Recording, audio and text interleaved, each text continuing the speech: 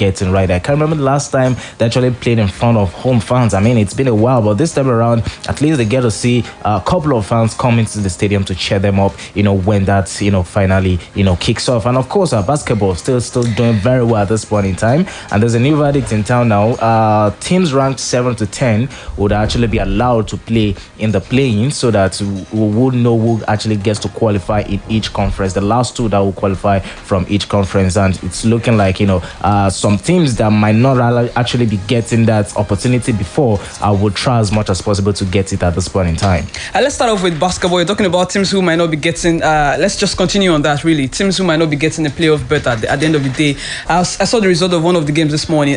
Brooklyn Nets. Yeah. I mean, no KD, no Kyrie, no Griffin. Yeah. And they lost. Definitely, it is actually expected, so to say, because they are playing against one of the best teams in the NBA team at this point in time. Talking about Utah Jazz, and of course, these guys when you're talking about GSW defeated.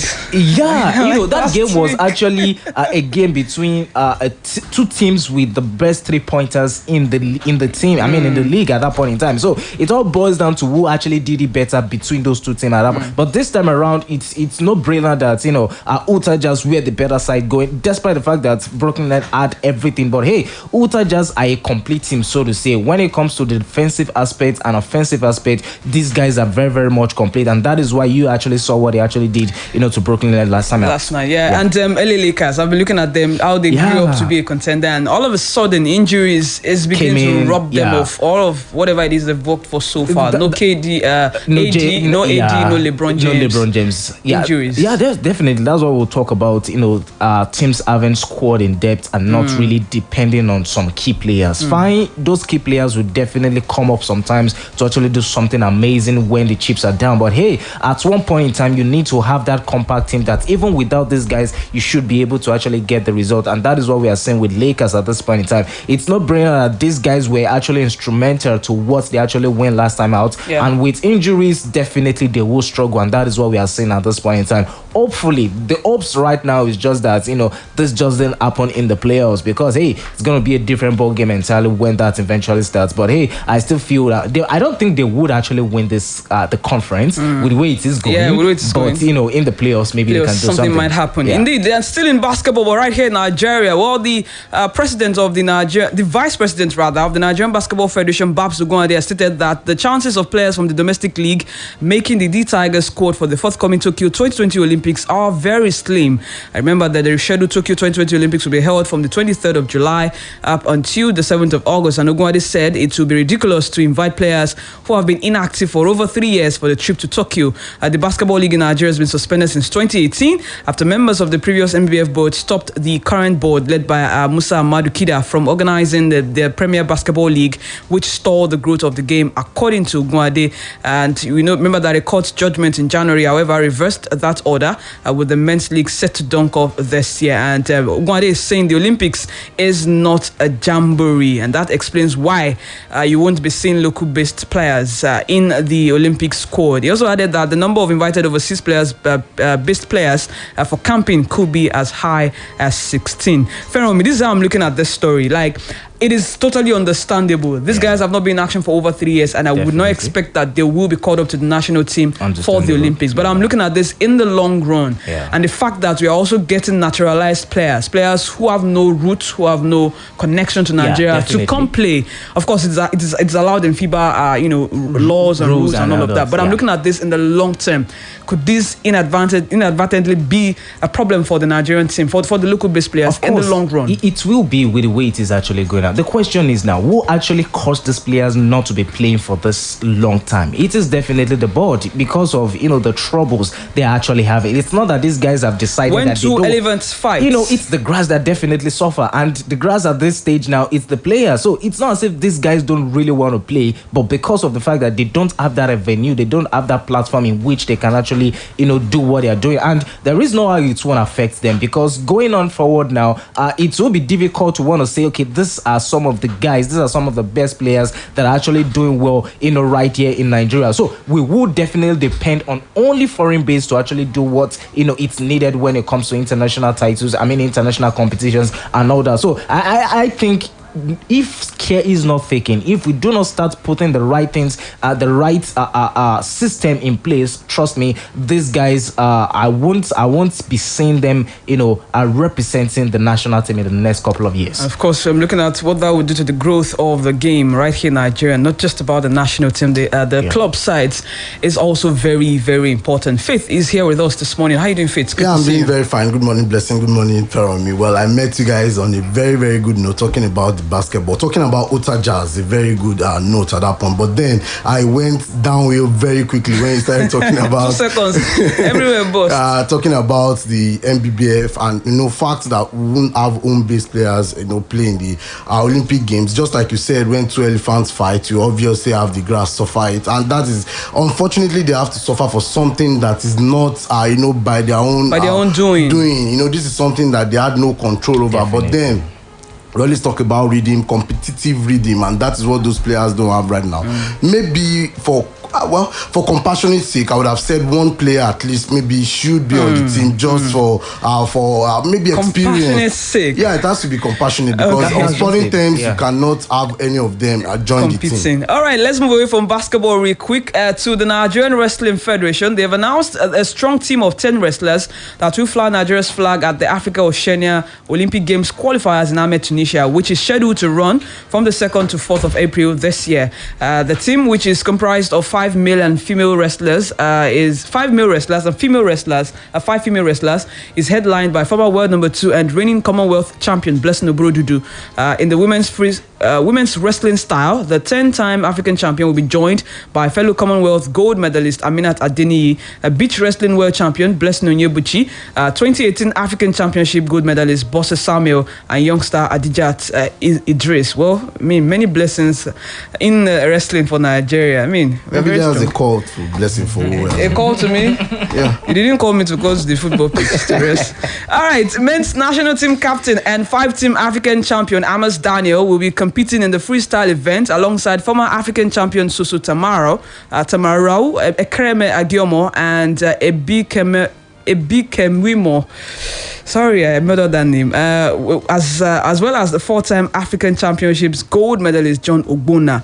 In Tunisia, the wrestlers will be led by 3 coaches, Purity Akol, Victor Kodei, and Happiness Burutu, as they vie for Olympic tickets at the postponed Summer Games in Tokyo, Japan.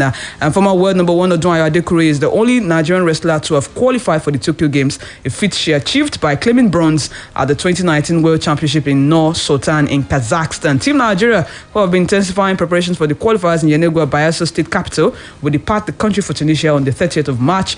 That's in about 5 days via a Turkish airline flight. All the best to them, especially to those who are still seeking to get Olympic tickets. I hope that we get it. The more the merrier it will be. And to Edo 2020, the National Sports Festival. The opening ceremony of this year's Sports Festival will hold on the 7th of April. That's at the Samuel Ogbemudia Stadium, just 6 days after the opening of the Games Village and athletes' arrival. That's according to what the competition schedule of events is showing.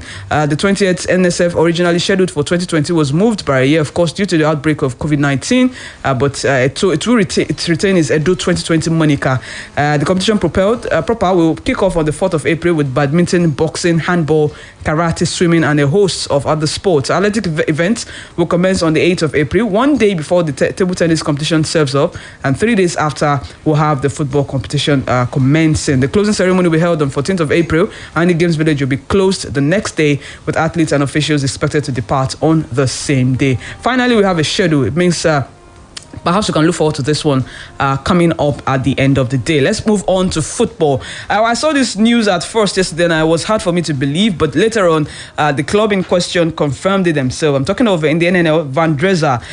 They pulled out of a game. They pulled out of a game because their opponent, Go Round FC, didn't allow them broadcast the league, the game. They wanted to, they've been live streaming their matches everywhere they go. They wanted to live stream the game, and when they got to Omoku in Rivers State to play against Go Round told them, sorry, you can't live stream us.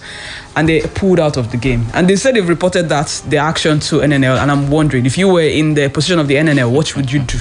It's a very difficult situation, because I wonder why you don't want. No, I'm wondering why the other team don't want their games, broadcast. Is there something you are trying to hide? Is there something you have somewhere? There's no big deal. In fact, you should be happy that this is something that you should take a cue from. If you've not been doing it, you look at it. Look at how you can be doing it. I know some clubs in the professional league as well do that for their own games. So when you have this, it also gives more recognition to the league, more recognition to the players, more recognition to all what you're doing there. So it's something I would not want. But is that a justification for pulling out? But Van Dresa should not take laws into their hands. That's the point. That is why it's a bit dicey. Both teams should be punished appropriately.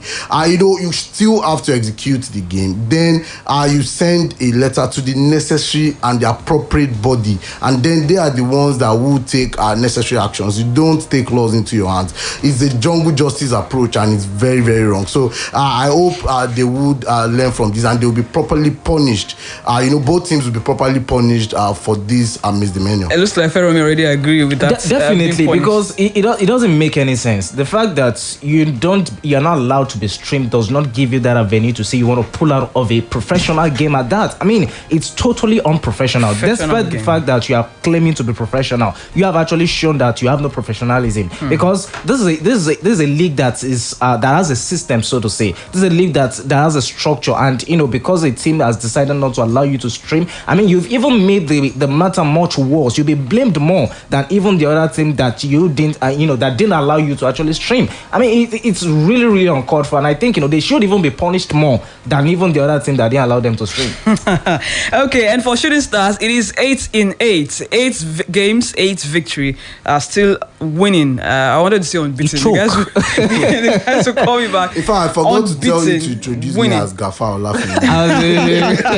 Gafar Olafemi again yesterday scored a hat-trick. That game ended 3-1 in favor of Shooting Stars. Got an hat-trick again. Yeah. The second hat-trick of the season, and he's on 10 goals at the moment. So 8 games, 8 victory for Shooting Stars. They are marching They've only forward. considered 2 goals. Considered 2 goals in the process. There's still about 14 or 15 or 13 more games to be played. So it's still a long way, and then you have to think of playoffs as well. So we're not celebrating yet. Yeah. We're not jubilating yet. But hey, just keep taking it one game at a time. In the MPFL, MFM will be up against Aimba later today in their scheduled game. And the AFCON qualifiers, yes, the Eagles are getting ready. They are in camp. All players have arrived. Everyone. Senior man Kels was the last one to arrive yesterday, but they've all gotten some couple of trainings under their belt. I had that yesterday. They were visiting the governor of Lagos State, Sanwo-Olu. He hosted them to a dinner yesterday. But now the Stars are saying that their desire to get a comfortable result against Benin Republic on Saturday at the Stade Charles de Gaulle in Porto Novo is one of the reasons why they've accepted and decided to travel by sea to the neighboring West African country. Remember that Pinnick has been talking about how easy it will be for the team to travel by sea for that encounter, rather than for them to spend a lot of time in traffic when they apply the route by road. According to Leon Balogun, it says, and Joe Aribo, they're saying traveling by sea, it is what it is. We can't use that as an excuse. We know what we have to do mentally, and that is to win the match. I have never traveled by sea before. That's coming from Joe Aribo. Balogun is saying that I guess we have to be okay with this. With it, I will say it's a bit unusual, but that's just how it is. If they change it, it will be good. If they don't, it will be fine. But the most important thing is that we get there in one piece and win the game. Getting there in one piece, I tell you, is very, very important. Well, yesterday we spoke with the headmaster, Mutiu Adepoju. We saw his opinion about what he thought of this game that the Super Eagles have to play, the double-header qualifiers. This is what he had to say. Listen. It's beyond the result. Beyond the result, I think I'm looking for a very compact team, a very hungry players that wants to change things, and what happened in the last fixtures will not happen again. And for players that will make the whole country happy by winning the games. If all of them perform, that would be that mean that the team is formidable and all that. I think I don't want to say just one player to looking up for him to perform. I want the whole team to perform very well. There's the headmaster, Adria Dekkeri, who says he wants the entire team to perform well. It's not a question of one player doing so well, but all of them, and we don't want a repeat of what happened against Sierra Leone. I think that will be disastrous. There are games that are coming up today in the AFCON qualifiers. Before we talk about those games, some were played where Burkina Faso and Guinea yesterday qualified for the AFCON, while Ethiopia trounced Madagascar 4-0. That's as match day 5 kicked off. And there are games that will be in action, teams in action today. South Africa and Ghana. I think that for me is the major, big game of the day. Yeah, it's a big game, a very big game. You look at both teams, they have pedigree to a reasonable extent on the continent. You look at South Africa, they won the African Cup of Nations in 1996. The Ghanaians have also been around doing so well on the continent. Also at the world scene, we remember that World Cup where they nearly got to the semi-finals of the World Cup. So you look at both teams as these are the kind of games that you want to see on the continent. You want to see big sides facing off, big sides that would promote the kind of football we are playing right now, that will also show the kind of work they've been doing in the South African League. We all see the South African League coming up week in, week out, doing so well in terms of organization, in terms of infrastructure, in terms of everything they are doing well over there. So I think it's one game I want to see. I want to see the new look Ghanaian squad. I want to see what the Black Stars have to offer. So I think it's one game that should provide fireworks. And indeed, should provide more fireworks because how the group is shaped right now. In Group C, Ghana, South Africa and Sudan all have 9 points. Yeah. All of them are on 9 points. Sao Tome and Principe is bottom of that group with 0 points. So it's more reason why that group is very tough. But Sudan has played one game more than both Ghana and South Africa. In Group D, it's Gabon against DR Congo, Gambia against Angola. In Group G, Comoros against Togo, Kenya against Egypt. In Group H, Botswana against Zimbabwe, Zambia against Algeria. And in Group J, it's Equatorial Guinea against Tanzania and Libya against Tunisia. That's the fixtures of the AFCON qualifying games going down today. Of course, we are counting down to the one Nigeria will be playing against Benin Republic on Saturday. The boys should be leaving by sea for Benin Republic later today. And moving overseas, but starting with FIFA, who have announced that ex-president Sepp Blatter has been banned from football until 2018 after giving in a new 2028 a new suspension of 6 years and 8 months. It feels like someone is down dead and you decide to maybe try to kill him more to ensure that 85 to ensure that he doesn't come back again. Just be sure that he's dead. The more the merrier. That's how I see this. Do you see it that way? Definitely, I see it that way as well because I feel that he has actually served a longer time than expected at this point in time. Though you can actually say that what he actually did when he was the president was so terrible and bad that he actually deserved those bans. But hey, at this point in time, it's looking like you rightly said, someone is somewhere that is making sure he doesn't want him to come back at this point in time. And even I feel that even after the ban, I don't think he can actually walk straight back into football any longer because that by then. Exactly, that reputation is so dangerous at this point in time that it's going to be difficult for anybody to want to accept him back into the footballing world. So it's just what it is. He should accept his fate and find some other business. Accept his fate and go find some other business away from football. But I know that how hard that might be, especially for somebody who has built his life around football. And the former FIFA General Secretary Jerome Varka also received a similar ban, and both men have been fined £780,000. The punishments were for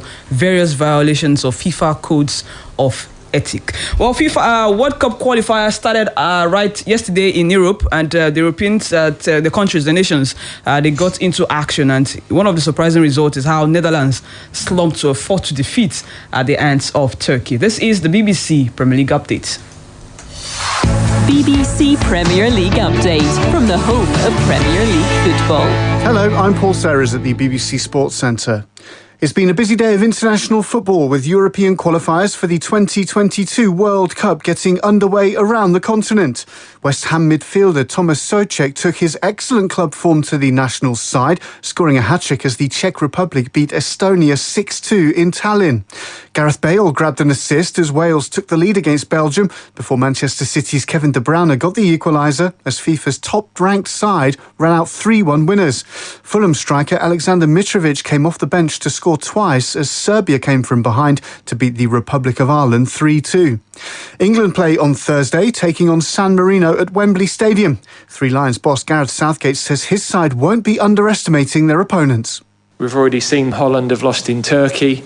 You know, Turkey are ranked lower than Poland, for example, in our group. So last World Cup, Holland and Italy didn't get there, big nations. So we've got to get these qualification games right, and the focus has to be entirely on qualifying for Qatar.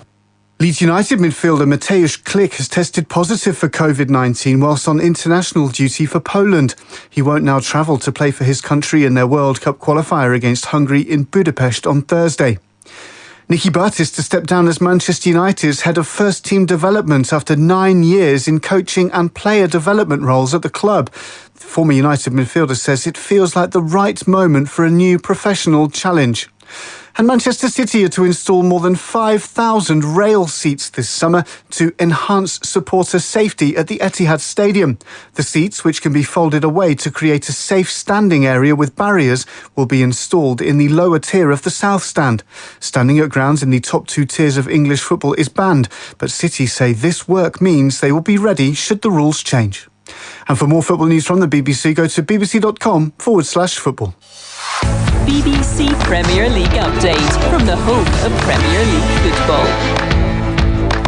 Okay, we have to leave on the show this morning, but the front page of Sporting Live, Madrid ready to move for Kane this summer. Leicester City reject Arsenal Madrid bid for Jamie Vardy. Beckham insists Miami can attract Messi, Ronaldo and Neymar. Liverpool want Suarez to return to Anfield this summer, and Ole Gunnar Solskjaer keeps calling Haaland.